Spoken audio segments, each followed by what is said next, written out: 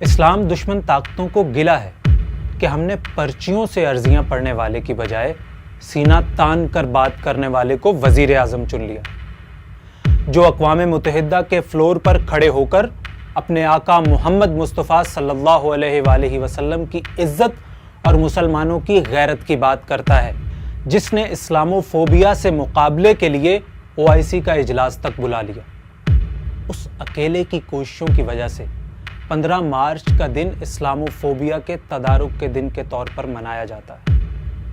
وہ حیران ہے کہ ایک مقروض مجبور سی قوم کا سربراہ ایک مرد حر کیسے بن گیا۔ یہ تو سب کو آزادی کا مرض لگائے گا، اپنی پالیسیاں خود بنائے گا، بھئی یہ وارہ نہیں کھائے گا۔